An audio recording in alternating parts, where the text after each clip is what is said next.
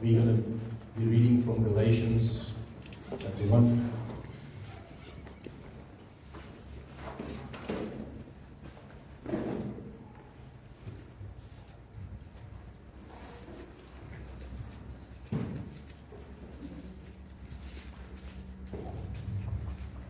Galatians just after the second book of Corinthians, that would be in the New Testament.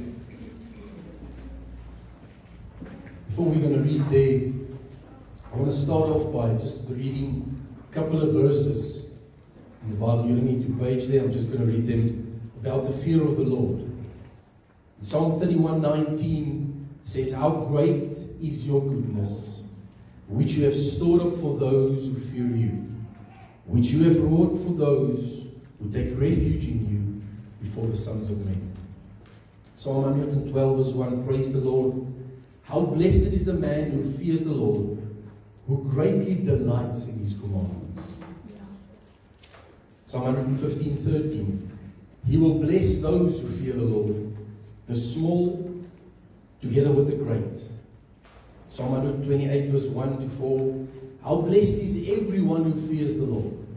Tell your neighbor, everyone. Everyone. That includes you. Amen. Yeah. Who walks in his ways. When you shall eat of the fruit of your hands, you will be happy and it will be well with you. That's one of the benefits of fearing the Lord.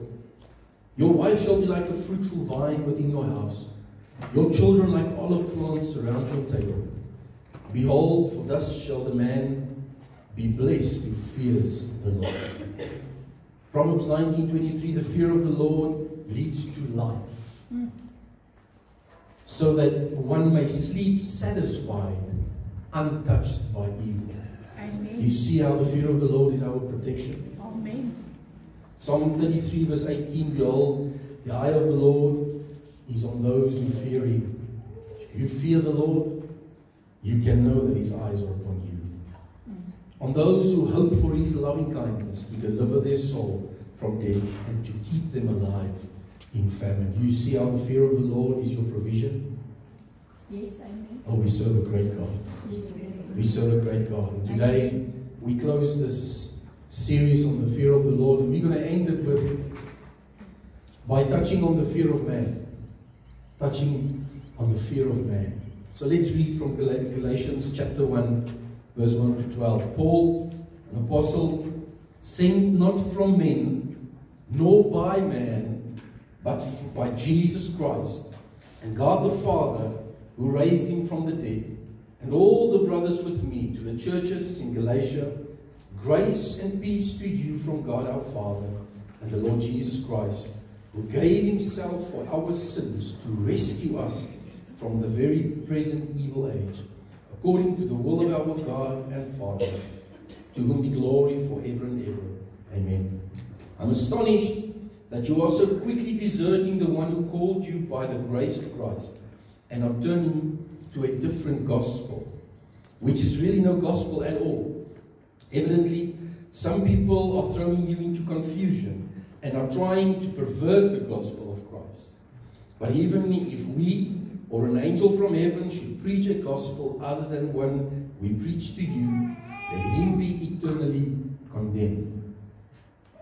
As we have already said, so now I say again, if anybody is preaching to you a gospel other than what you accepted, let him be eternally condemned. Yeah. Sure. Am I now trying to win the approval of men or of God? Or am I trying to please men? If I were still trying to please men, I would not be a servant of Christ. Verse 11, I want you to know, brothers, that the gospel I preached is not something that man made up. I did not receive it from any man, nor was I taught it. Rather, I received it by revelation from Jesus Christ. Net tot sover. Ons lees. The fear of man. The fear of man. And it's something that's very real in our time. And actually from the beginning of the ages. Selfs in hulle tyd, in hierdie tyd wat Paulus in die brief skryf aan die Galasiërs. And the fear of man, again, is not necessarily being scared of people. Can be. But But as we spoke about the fear of the Lord, it's not being scared of Him, but to revere Him. And the fear of man, it's not being scared, to be scared of people, but to rather please man than to please God. It's more important for such a person to please man. They are more worried about what people say and what people think than what God says and what God thinks. Yeah. You need to remember this. It's not what some say, but what God says. And what God says, I say. And that settles it. Yes, we follows the fear of man lies rooted in the absence of the fear of God. This one here, Oswald Chambers said this, if we fear God, we fear nothing else. Yeah. But if you do not fear God, you fear everything else.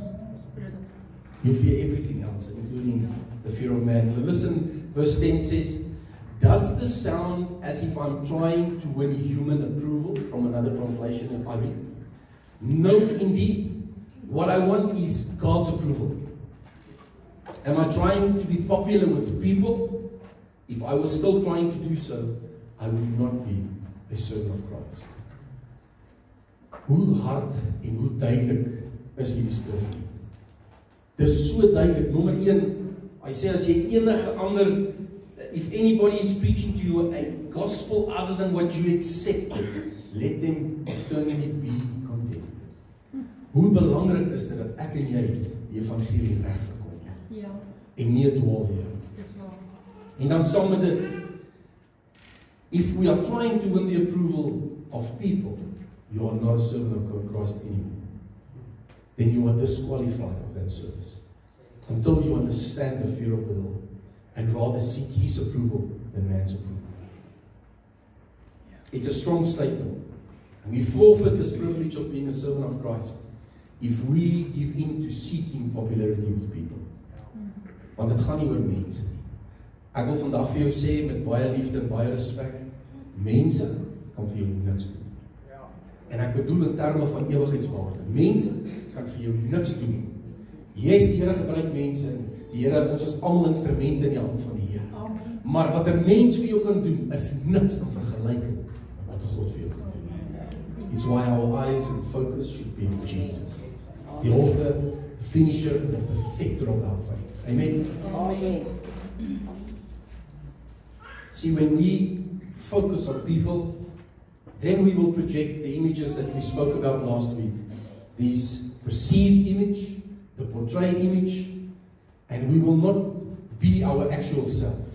Dat ons wil vir mense voorgee wat ons nie is. Ons wil ons beste voetjie voorsit. Ons beste voetjie voorsit. We should stay focused on our actual image. I'm talking about the real self. Who you are, the way you're going to stand before God one day. That's being true to yourself. Want die dag wanneer ek en jy voor die Here staan, is ons gestrip van alles. There will be nothing of this world around you. Nobody. I believe it will be between you and God. And that's how you and I should live. Knowing this fact. In fact, we read last week, Paul said, knowing the fear of the Lord, we try to persuade men. And it's going right next to that scripture that says, one day we will give an account. En reg na dit sê, en ek glo dat die feit dat wanneer ek en jy weet, dat ons eendag voor God gaan staan, moet die vrees van die Here in ons wees. En as gevolg van dit, bring dit gehoorsaamheid. Sê, because we know the fear of the Lord, we continue to persuade men. Ons hou aan met ons roeping. Ons hou aan met ons werk.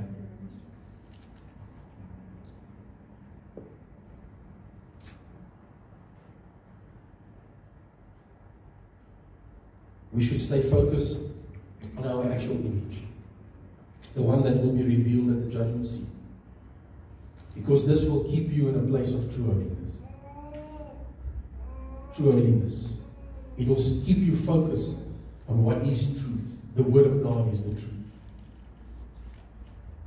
And we should keep this truth before us, because whom you serve, because whom you fear, that's the one you will serve. If you fear God, you will obey God. Obedience, the fear of the Lord goes hand in hand. If the fear of the Lord is lacking in our lives, disobedience will be written all over our lives. If you fear man, you'll ultimately obey man's desires. We so often worry more about what man says than what God says. Proverbs 29:25 says, the fear of man will prove to be a snare, a strip. But whoever trusts in the Lord is kept safe. Amen. So by design, a snare is something you should not be able to get out of. 'n Strik, so gedesign om iets te vang, en jy kan nie uit dit uitkom en sy uitgehaal word. En ek dank die Here vir dit wat hy in die kruis van Golgotha gedoen het. En elke strik kom oopmaak, elke binding kom breek, elke ketting kom breek, sodat ek en jy vry kan wees, verlos kan wees. Amen. En kan lewe vir hom en hom. Amen. I thank him so much for the finished work of the cross, which was by design to set people free. Hallelujah. In scripture we read of a public reprimand from Paul to another apostle because of this very topic, the fear of man. Well, let's page to Galatians 2, just the next page, Galatians 2, verse 11 to 14. So when Peter came to Antioch, I opposed him to his face, because he was clearly in the wrong. Before certain men came from James, he used to eat with the Gentiles, but when they arrived, he began to draw back and separate himself from the Gentiles, because he was afraid of those who belonged to the circumcision group. The other Jews joined him in this hypocrisy, so that by their hypocrisy even Barnabas was led astray. When I saw that they were not acting in line with the truth of the gospel, I said to Peter, in front of all them, you are a Jew, yet you live like a Gentile, and not like a Jew. How is it then that you force Gentiles to follow the Jewish customs? So jy sien ons vir Paulus, wat baie hard en baie regheid is met Petrus. En ek het nogals vir myself gedink, ek wonder, hoekom moes dit Paulus hierdie ingeskryf het in 'n brief? Ek is seker, Petrus het hierdie brief ook gelees, en hy moes het gelees en gewonder, Paulus, ek seker het was nie nodig om dit geskryf het, ons het ons uitgesorteer tussen ons. Maar daar's 'n rede hoekom ek en jy hierdie in die woord van die Here lees, sodat ek en jy kan leer. Ja. Die Heilige Gees weet altyd beter, altyd 'n plan. En ek en jy moet hierdie uit dit uit leer, want dis die waarheid en die waarheid is wat ons vry. Amen. Amen. So Peter, Barnabas and the other Jewish believers were afraid of disapproval from those they respect. Teruggetrek en nie eerbaar gelewe nie op daardie oomblik en in daardie omstandighede. Their desire for acceptance led to this hypocritical behavior. First from Peter and then from the others. And you see how easy it is to influence others. It's why it's important that you and I should live according to the word of God. Ek en jy moet Jesus Christus volg en hom alleen en hom aanvaar. Want wanneer ek en jy van die pad afgaan, is dit maklik dat ander ons kan volg. Ja. Dis nie moeilik. Daaroor is dit belangrik dat ek en jy seker maak ons lewe volgens die woord van die Here. Because true holiness is so closely related to the fear of God and the absence of the fear of man. That's true holiness, connected to the fear of God. The primary definition of holiness is separation unto God, because God is holy. God is holy. Amen. God is holy. And his instruction to us is be holy, for I am holy. En in onsself kan ons nie heilig wees nie. Uit onsself uit is dit onmoontlik. Daaroor het ons Jesus Christus, wat vir ons 'n voorspraak is by die Vader, wat ons in staat stel om heilig te lewe voor hom. And this separation unto God, we must understand, is not bondage. Dis nie 'n juk wat ons dra nie. Dis nie 'n las wat ons dra nie. It is actually true freedom. And if we live with a constant goal of pleasing Jesus, we will not step into this trap of how others perceive us. It would not matter to us. And I do not mean this arrogantly. Ek en jy lewe nederig voor die Here. En ons weet ons is in regte verhouding met Jesus. dan maak dit nie saak wat anders sê. Ja. Ek sê nie dit gaan nie seer maak. Want dit maak seer as mense slegte goeders oor ons sê, skinder of hoe ook al. Maar dit is veronderstelling van my en jou af te rol soos water van die insig. Want as hulle dit met Jesus gedoen het, hoekom sal dit nie kom? Inteendeel, Jesus sê dit gaan gebeur. Amen. Hy sê dit gaan gebeur. Dis waar. Maar hier is die ding. As ek en jy lewe met hierdie begeerte net om Jesus tevrede te stel, dan sal jy nie eens fokus op die ander goeders nie. Sal jy nie plan nie. Hoekom? Want waaroor gaan dit? Jou verhouding met Jesus. Jy weet jy het vrede met die Here. That's it. That's it. Ons is nie gepla oor wat mense sê. Ons is nie gepla oor die vingers wat mense wys nie. En die aantuigings en die beskuldigings. Jesus sê dat ons sal vals beskuldig word. Terwille van hom. Ja. En as gevolg van hom. Dis waar. Hoor hierdie vers, Hebreërs 4 vers 12 en 13. God's word is alive and it is active and working and it is sharper than a double-edged sword. It cuts all the way into us. This is a New Century Version, but what do mooi say? It will cut all the way into us where the soul and the spirit are joined, to the center of our joints and bones. And it judges the thoughts and the feelings in our hearts. Ja. Nothing in all the world can be hidden from God. Everything is clear and lies open before Him, and to Him we must explain the way we have lived. Dis die krag van die woord van die Here. Dis selfs 'n beoordelaar van die gedagtes van die hart. Ja. Daai intensie wat hier weggesteek is, hoekom jy regtig iets doen. Die woord van die Here beoordeel dit. Dis hoekom dit belangrik is om in die woord van die Here te bly. Ja. Dat selfs daardie intensie waarmee ek 'n beautiful ding doen, dat dit geoordeel kan word volgens die woord van die Here. Ja. Dat ons hierdie swaard sal toelaat om te sny tot hom. We need to know that the word of God pierces deep into our innermost thoughts and desires.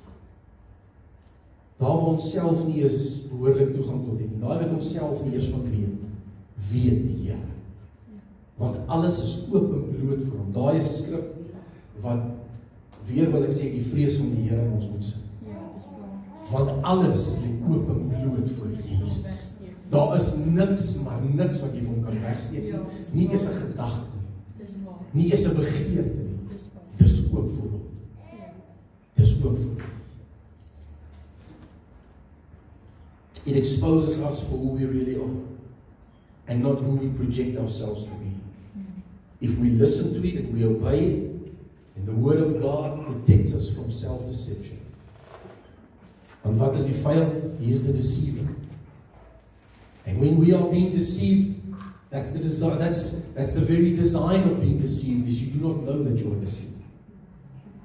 But when we stay in the word of God, we stay on the clear path. Then we stay in the truth.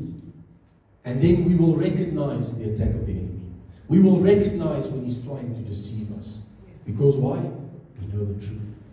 We know what's written. Because it's not what some say, but what God says. Yeah. Amen. Amen. These thoughts, like God doesn't see me. God doesn't know about me. Those are lies from the enemy. Because God is the God who sees you. God is the God who knows you intimately. Yes. He knows everything about you. Hy het jou by mekaar aangeweef in die skoot van jou moeder. Hy weet alles van ons. Ja. Daar's niks wat vir hom weggesteek is. So die leuns wat die vyand vir my en jou kom vertel oor jy's nie belangrik vir die Here nie, God sien jou nie, weet nie van jou nie, stel nie belang in jou nie. Dis leuns van die vyand. As ek en jy in die woord van die Here bly, sal jy dit lees. Dat God is 'n God wat naby is. En wanneer ek en jy tot hom nader, dan doen hy wat? Dan nader hy tot ons. Wanneer jy en iemand saam by mekaar is in die naam van Jesus, waar is hy? Reg in. Hy sê, daar's ek reg in hulle midde. So ek wil al sê, hy's reg tussen julle twee. Sit julle teen mekaar, julle bid saam. Waar tussen julle is Jesus. Dis die God wat naby is, wat by ons is. Hy is die een wat beloof het, as ons nooit begewe, ons nooit verlaat. Altyd by ons wees, tot aan die volleinding van hierdie wêreld. Spreuke 2 vers 1 tot 5 sê, my son or daughter, if you receive my words and treasure my commands within you, so that you incline your ear to wisdom and apply your heart to understanding. Yes, if you cry out for discernment and lift up your voice for understanding, if you seek her as silver and search for her as hidden treasures, then you will understand the fear of the Lord. This verse tells me it's possible to understand the fear of the Lord. It is possible if we do these things. If we cry out for understanding and for wisdom. Because the fear of the Lord is the beginning of all wisdom. Ja. 1 Petrus 1 vers 14.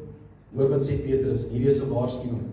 Don't slip back into your old ways of living. To satisfy your own desires. That's the old way of living.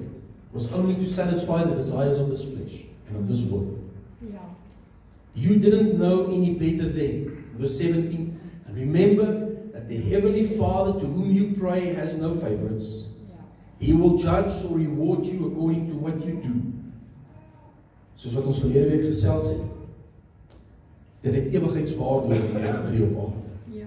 The fear of the Lord is your future. He will judge or reward you according to what you do. So you must live in reverent fear of Him during your time here as temporary residents. Hier is die plek van die sterftes, hierdie aarde. As 'n tyd om gebore te word, is tyd om te sterf. Dis hier op aarde. Hierdie is net tydelik. Ja. Maar saam met Christus Jesus, 'n ewige woord. Daaroor moet ons seker maak hoe ons optree op aarde.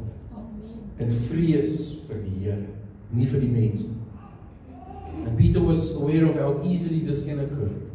How easy it is to slip back in our old ways. Want hy het dit ook gedoen. Paulus moes hom 'n regstel. Dis maklik om terug te val in ons ou verlede. Hoekom? Want solank as ons in hierdie vleeslike liggaam is, sal die sonde by ons wees. Maar die sonde het nie nodig om hou vas te hê nie. Maar die sonde sal altyd klop. Ja, die sonde sal altyd 'n geleentheid skep. The opportunity will always be there to sin. Always. Maar in Christus Jesus is ons meer as oorwinnaars. Die hom wat ons die krag gee.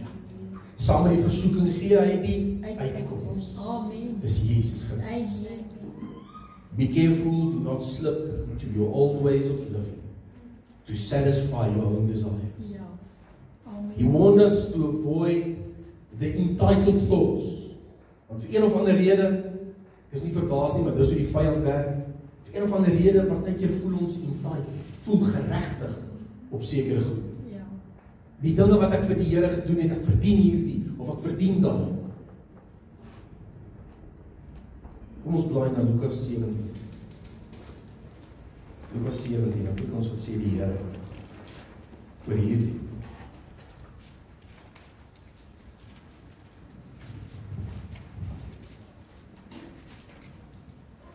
En dit maak vir my sin as ek hierdie lees, hoe ek Jesus in my geestesoog sien inry in Jerusalem en op 'n donkie. Nie op 'n perd, soos wat konings en prinses doen nie, maar op 'n donkie. Rede en nederig is. Vers 7 van hoofstuk 17 in Lukas. Suppose one of you had a servant plowing or looking after the sheep. Would he say to the servant when he comes in from the field, come along and sit down and eat?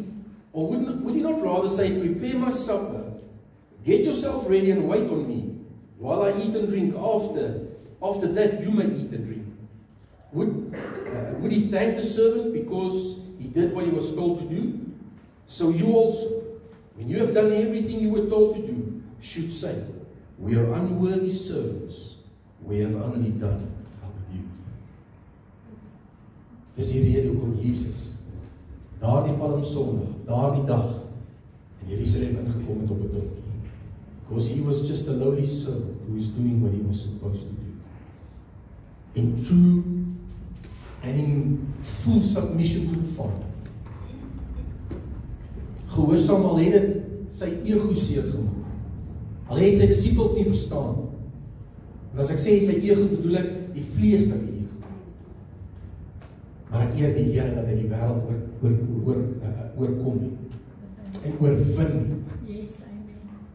Hy sê vir sy disippels in goeie moed, ek het die wêreld oorwin. So vir Jesus was dit nie 'n issue. Hy was net gehoorsaam. Maar ek bedoel vir my en vir jou, partykeer maak dit ons ego seer. Partykeer is dit nie goed vir die image, goed is wat ons moet doen. Maar hierso sê Jesus. So you also, when you have done everything you were told to do, should say, we are unworthy servants. We have only done our duty. And I believe these words will ring true one day in front of the throne. When our crowns are handed up, this will be our reply to the Master. We are only unworthy servants who are only doing what we were told to do. Sure.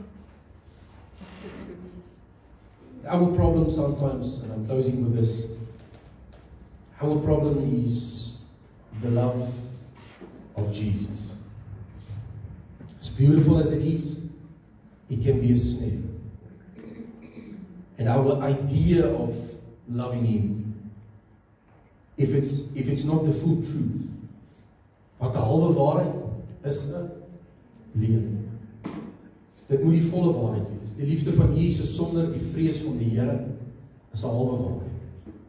Is 'n ander evangelie wat Paulus van praat. Dit maak nie die liefde van Jesus minder nie. Dis nog steeds wie wat hy is. God is liefde. Dit kan nie van hom verwyder word. But it's not all he is. It wasn't his only command. We should also fear the Lord. And the problem with this modern day grace is where His love and mercy is made so much bigger than anything else. And it gives a false idea of who God is and what He is going to do. His mercy and His love is greater than anything that you and I will ever understand. Amen. But if it's preached without the fear of the Lord, if it's preached without obedience, it is a different gospel than what Jesus came to proclaim. We should be so careful, because loving Jesus will require you to change. It will require us to change. It's why Paul wrote and Peter wrote, do not slip back into the old way of life. There must be a difference. But what modern day grace is teaching is that I must just love Jesus. Loving Jesus means friendship with the world. But if you read the Bible, then you will see that that is a lie. Yeah. Because friendship with this world is enmity with God. Dis vyandskap teenoor God. We cannot live as this world lives. We cannot do the things the world does. And the reason we keep on walking in the ways of this world is because we fear man greater than, or more than what we fear God. Ons is bang oor wat mense sê. Hoe gaan mense van my dink? As ek nou ewe skielik dit nie meer doen nie of dat nie meer doen nie. Gaan my vriende verloor. Gaan besigheid verloor. Vriendskap in hierdie wêreld is vyandskap aan God. Let's not fear man. Let's rather fear God. Let's not care what people say. Let's care what God says. Let's not care what people think of us. Let's care what God thinks of us. Yes, amen. That's ultimately what's important. Amen. When we fear God, we need to fear nothing else. But when we do not fear God, you tend to fear everything else. Amen? Amen. Ons lê die oor.